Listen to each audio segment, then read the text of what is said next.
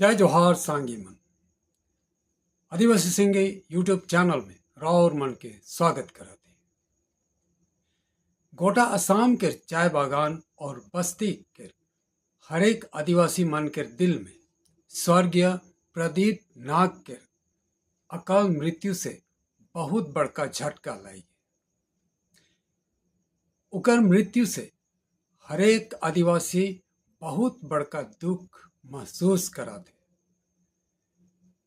उकर असमय मृत्यु गोटा असम के आदिवासी समाज के रास्ता दिखाए वाला और साहस के साथ चले वाला नेता के अभाव के महसूस कराते हैं।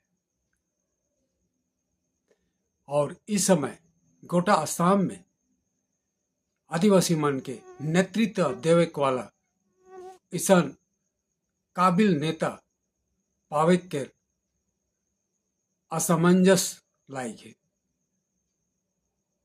कभी मिल पाए कि नहीं मिल पाए, मगर प्रदीप नाग जैसा नेतृत्व करलक उकर लेखे नेतृत्व कार्य के गुण एखन हरेक आदिवासी के नौजवान छोड़ा छोड़ी मानठिन भरल देखल जाएगा। उकर ऊंची आवाज, निडरता भरी चाल और आत्मविश्वास के भी एखन के नौजवान छोड़ा छोड़ी में देख चुके हैं और सीख चुके हैं। अब असम के आशा यानी all Adivasi student association of Assam तथा आदिवासी भाई मन समाज, आदिवासी समाज के फिर से एक झंडा के नीचे एकत्रित करके आदिवासी मन के लगिन जे बुनियादी सवाल है, जरूरत है, से के पूरा करे के जे आंदोलन चलत रहे प्रदीप नाग के अगुवाई में से के करे के लगिन आगे बढ़ के निकल के आवे का है।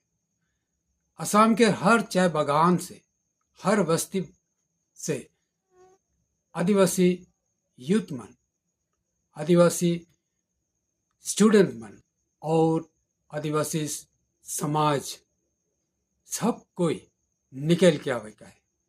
और जे प्रमुख बिंदु के लगिन आंदोलन करल जाते उतना दिन आंदोलन करल जाए रहे सके पूर्ण तरीका से, पूर्ण रूप से पावे के लगिन दोबारा पूरा शक्ति के साथ आंदोलन में उतरे गए। स्वर्गीय प्रदीप नाग असम के हरेक नौजवान मन के, हरेक छत्र छत्री मन के एक रास्ता दिखाए की गलक। कैसन गोटा असम के आदिवासी मन के एकजुट तक कर सकलक सेकर अनमोल उदाहरण उस सब के दे के कैसन निडरता से, कैसन जोर दे के वो आदिवासी मन के रक्षा कर लगिन आवाज देते रहे। और असम सरकार हो चाहे केंद्रीय सरकार इन मांग करत रहे से मन के भी हर स्टूडेंट, हर नौजवान देख चुके हैं, जान चुके हैं और सीख चुके हैं। और से लगे अब हमार आदिवासी मन के बीच में, आदिवासी समाज में इसन नेता के कमी नहीं हो चाहिए जे आगे बढ़ के हमार असम के आदिवासी मन के जे प्रमुख विषय, प्रमुख मांग है जेकर पावे के एक संवैधानिक अधिकार है से मन के पावे के लगिन कोशिश करे में आगे बढ़ के अब आए। प्रदीप नाग के नेतृत्व में हर फील्ड में, हर एक बागान में, हर एक बस्ती में सपोर्ट रहे, ओकर लगिन हर कोई सपोर्ट करत रहे। वह लेखे अब नवा से जे मन नेतृत्व निकल के आवे से मन के भी असम के हरेक बगान बस्ती के आदिवासी समाज सपोर्ट करके आगे बढ़ाए पड़ी, तब जाए के हमरे के हमार जे मांग है वो मांग मन पूरा हो सकेला। स्वर्गीय प्रदीप नाग हमार नौजवान मन के छत्र छत्री मन के सबसे पहला पढ़े लगिन कहलक छोकरा छोकरी हन पढ़ा लिखा और निकला पहले बिजनेस करे के लगी, राजनीतिक करे के लगी, आईएएस आईपीएस एसीएस हमके पढ़े के लगी और हमने के जितना दुनिया के जे चीज बेना है स्किल ट्रेनिंग देख लगी, स्पोर्ट्स में जाए के लगी, हमने के गाना बजना डांस में हमने के आए के लगी, जेकर जोटा क्वालिटी है उमर के सब के निकलाई कोन हमें जात के उन्नति के खातिर में लागू करे के लगी। उकर कहना रहे कि हरेक छत्र छत्री मन हायर एजुकेशन लेवे के लगी। असम के आदिवासी समाज से doctor, engineer, IAS officer, IPS officer, ACS officer, journalist और राजनेता मन निकल के आवे के लगी। इस सब के जरूरत है और इकर लगिन हायर स्टडी के जरूरत है। जब तक हमार आदिवासी मन हायर स्टडी नहीं कर पाए तब तक ई पोस्ट मान के नहीं पावे, और ई पोस्ट मान के नहीं पावे तो उमन कभी भी आदिवासी समाज के अगुवाई करे नहीं सकते, सहायता करे नहीं सकते। हायर स्टडी के बिना कोई भी आदिवासी समाज के नेतृत्व करे नहीं सकते, आगे बढ़ाए नहीं सकते, समाज आगे बढ़े नहीं सके। ये बात की कहलक। चाय बागान के सीलिंग सरप्लस लैंड हमार आदिवासी मन जे मन बागान में काम करत है से मन के देवे जरूरी है के, और सेकर लगिन सरकार से मांग करल जाते। संगे संगे हमार आदिवासी मन के जे माटी बाड़िया है, जमीन है, से जमीन मन के मियादी पट्टा देवे के लगिन भी मांग करल जाए, और सेकर लगिन भी हमरे जितना आदिवासी मन आई सब कोई एकजुट होई के काम करे पड़ी, आंदोलन करे पड़ी। हमारा आंदोलन और तीव्रतर हो पड़ी, लेकिन हमरे चाय जाति ना लगी, चाय जाने जाति ना लगी।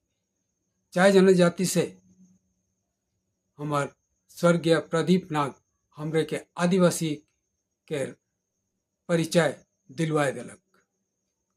हमरे आज असम में आदिवासी के परिचय से परिचित है। असम के हर कोना में आदिवासी मन के नाम हुआ थे, लेकिन सर्टिफिकेट मन में, कास्ट सर्टिफिकेट में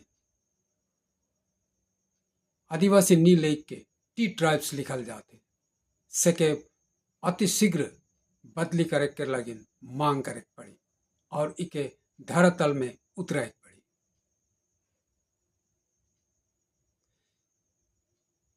चाय बागान के श्रमिक हजरा भी वर्तमान 250 से 500 ऊपर हो पड़ी। इकर लगिन भी हमरे आदिवासी संगठन मन के आगे बैठ के आवे के और लड़े पड़ी। उचित मेहनत के उचित फल पावे के लगिन। और सबसे बड़का है कि असम के आदिवासी मन के एसटी स्टेटस दिलाए कर जे आंदोलन हमरे आशा एक शुरू से करते आवा थे, सेके भी हमरे के जोरदार करे पड़ी। और इकर जरिए हमरे असम के आदिवासी मन के एसटी लिस्ट में शामिल करे कर काम के सरकार के करवाए पड़ी।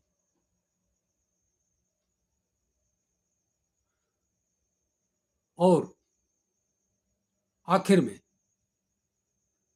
अब असम में हमार आदिवासी पार्टी जय भारत पार्टी के आगाज हो जाए। अब हमार अपन पार्टी है, आदिवासी पार्टी है से ले एखन बीजेपी, कांग्रेस, एजीपी, टीएमसी ई पार्टी मान के बिल्कुल छोड़े पड़ी और वोट भी नहीं देख चाहिए। आदिवासी पार्टी के वोट दे के जिताए गए है, आदिवासी पार्टी के एमएलए एमपी मान के जिताए गए है, जेमन विधानसभा में चाहे संसद में जाए के हमार आसाम के आदिवासी मन के लगिन एसटी दिलवाए के मांग करवाएं, बिल के पास करवाएं और एसटी देवे सकते। बीजेपी चाहे एजीपी चाहे कांग्रेस ईमन ब्राह्मण मान के पार्टी के आदिवासी मान के लगिन काम करे वाला ना लगे। हमरे आए दिन सुने सकीला बीजेपी कैसन हमार आदिवासी मन के ठगते आवा थे।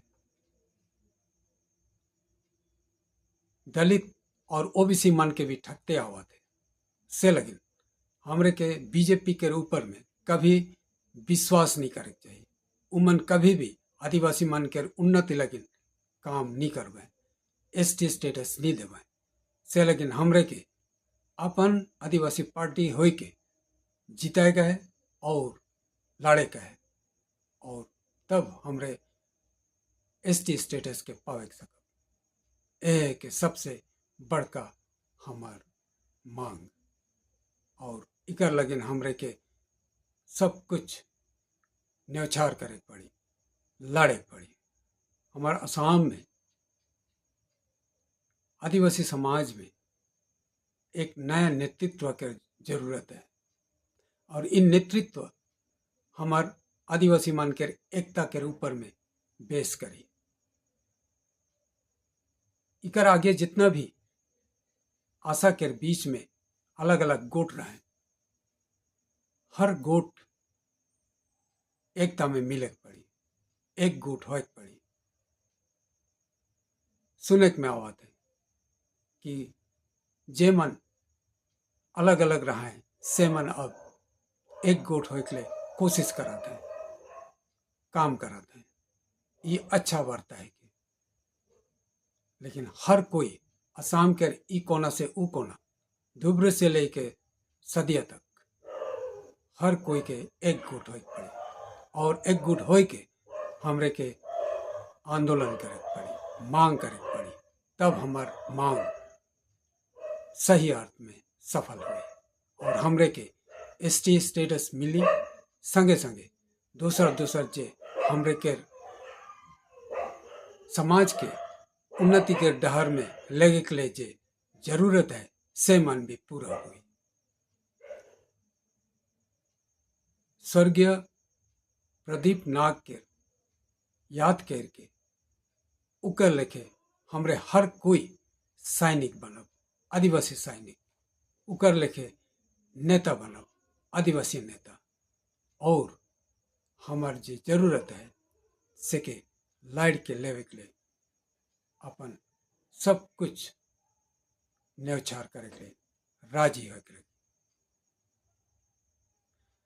आशा करूँ राउर मन आज के ई वीडियो से कुछ ज्ञान हासिल कर सकला, तो वीडियो के लाइक कर देवा, शेयर करवा और कमेंट जरूर करवा। अगर ये आदिवासी सांगी यूट्यूब चैनल के सब्सक्राइब नहीं कर रहा तो सब्सक्राइब कर देवा और बेल आइकॉन के भी बजा देवा ताकि मोर वीडियो राउर मन तक तुरंत पहुंच सके। अगले वीडियो में फिर मिलब। जोहार।